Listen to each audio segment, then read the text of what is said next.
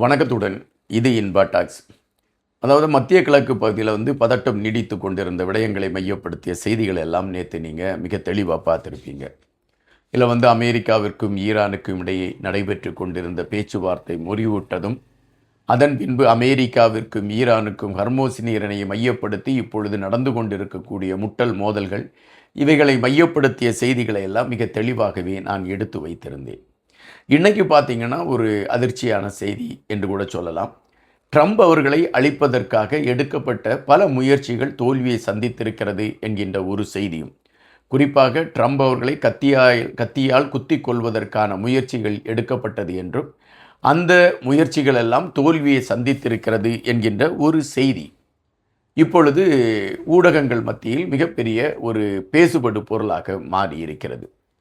அப்படி ட்ரம்ப் அவர்களை கொலை செய்வதற்கான முயற்சியை யார் எடுத்து கொண்டிருக்கிறார்?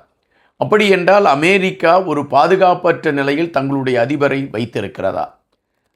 அமெரிக்காவின் அதிபர் பல நேரங்களில் தன்னை காப்பாற்றிக் கொள்வதற்காக அவர் தப்பித்து செல்ல வேண்டிய களங்கள் எடுத்திருக்கக்கூடிய நிகழ்வுகள் எல்லாம் அரங்கேறி இருக்கிறது என்கின்ற செய்திகளையும் எடுத்து வைக்கிறார்கள்.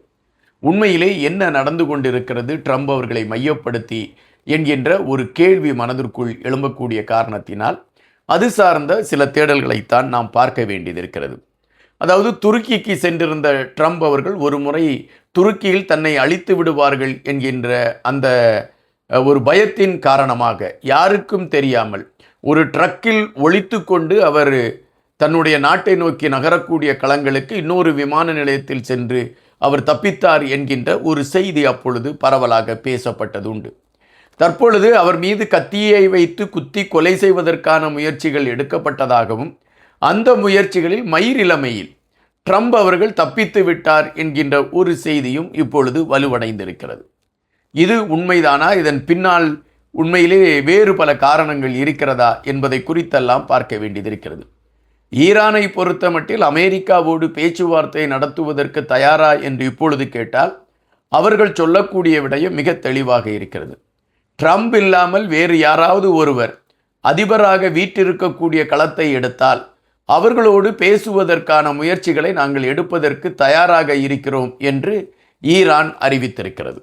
அப்படி என்றால் ட்ரம்ப் இல்லாத ஒரு அமெரிக்காவை ஈரான் விரும்புகிறது என்று கூட அந்த கோணத்தில் கூட நாம் பார்க்கலாம்.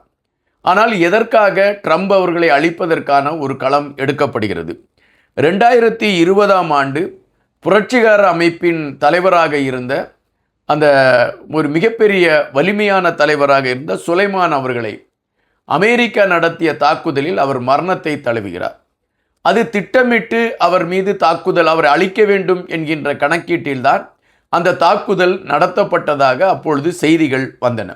காரணம், உலகத்தின் மிக திறமை வாய்ந்த உளவு பிரிவான மொசட் கொடுத்த அந்த தகவலின் அடிப்படையில்தான் சுலைமான் அவர்களை அழிப்பதற்கான களத்தை அமெரிக்கா எடுத்தது என்பது அப்பொழுது பரவலாக பேசப்பட்ட ஒரு செய்தி.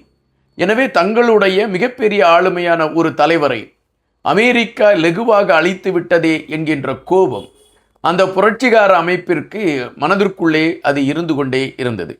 எனவே அவர்கள் கூடி பேசுகிறார்கள். கூடி பேசி அவர்களுடைய முதல் குறியே ட்ரம்பை அழிப்பது தான் அவர்களுடைய குறியாக இருக்க வேண்டும் என்பது அவர்களால் கூடி எடுத்துக்கொண்ட முடிவு. அதன் அடிப்படையில் ட்ரம்ப் அவர்களுடைய உயிருக்கு அச்சுறுத்தலை கொடுக்கக்கூடிய நடவடிக்கைகளில் அவர்கள் இறங்க தொடங்கி இருந்தார்கள் என்பது தெளிவாக சொல்லப்படுகின்ற ஒரு செய்தி. இதனை மையப்படுத்தி இஸ்ரேலின் உளவு பிரிவான மொசட் அமெரிக்காவின் பெண்டகனுக்கு பல முறை செய்திகள் அனுப்பியிருக்கிறது என்ற தகவலும் உண்டு. அமெரிக்காவின் பெண்டகனுக்கு இஸ்ரேல் அனுப்பிய தகவலில் சொல்லி இருக்கக்கூடிய செய்தி என்னவென்றால், ட்ரம்ப் அவர்கள் நாட்டை விட்டு வெளியே போகின்ற பொழுது மிகப்பெரிய பாதுகாப்பு வளையத்தோடு செல்வது சிறப்பாக இருக்கும். காரணம், அவரை அழிப்பதற்கான களங்களோடு மிக தீவிரமாக அதற்கான முயற்சிகள் எடுக்கப்பட்டு கொண்டு இருக்கிறது என்கின்ற செய்தியை அந்த இஸ்ரேலின் மொசட் என்கின்ற அந்த அமைப்பு உறுதிப்படுத்தி அறிவித்திருக்கிறது. எனவே ட்ரம்ப் அவர்களுடைய பாதுகாப்பு வளையத்தை பெண்டகன் உறுதிப்படுத்தி இன்னும் அதிகப்படுத்தியது என்கின்ற செய்திகளும் அப்பொழுது பேசப்பட்டன. இந்த சூழலில் ஒரு முறை ட்ரம்ப் அவர்கள் அதாவது அமெரிக்காவை மையப்படுத்தி அவர் ஒரு களத்திற்கு செல்வதற்கான ஒரு சூழலை எடுத்த பொழுது அவரை தாக்குவதற்கான களத்தோடு ஈரான் ஆதரவு படையை சார்ந்தவர்கள் தங்களுக்கான ஒருவரை அமெரிக்காவிற்குள் அனுப்பி அவரை தாக்குவதற்கான முயற்சிகள் எடுத்தார்கள் என்கின்ற ஒரு செய்தி பேசப்படுகின்றன.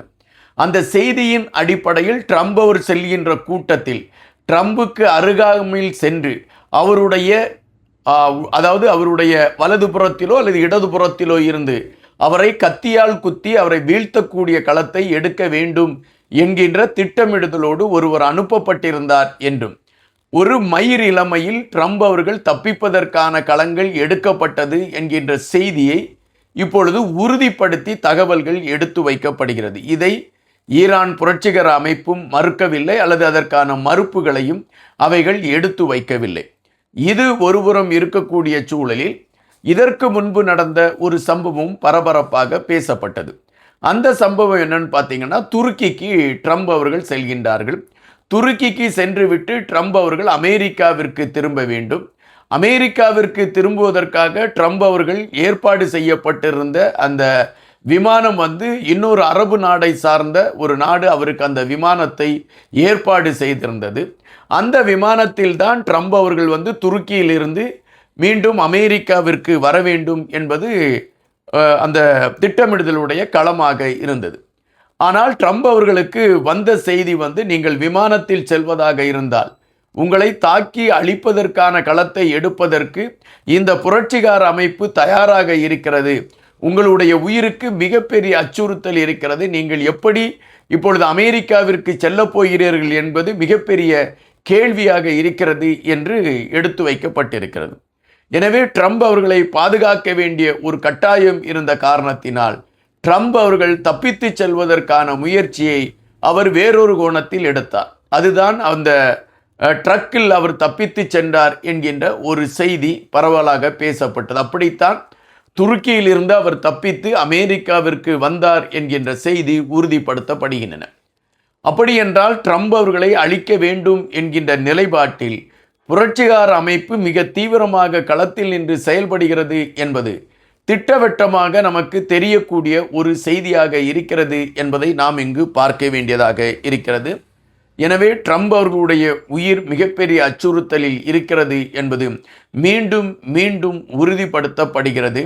அமெரிக்காவின் தலையை வீழ்த்திவிட்டால்தான் பேச்சுவார்த்தைக்கான களத்திற்கு நாங்கள் முன்னேற முடியும் என்று ஈரான் சொல்லி இருக்கக்கூடிய விடயத்தின் பின்னணியில் ட்ரம்புக்கு வைக்கப்பட்டிருக்கக்கூடிய குறி மிக நெருங்கிக் கொண்டு இருக்கிறதோ என்கின்ற கேள்வியை அது எழுப்பியிருக்கிறது. நன்றியுடன் இன்பா.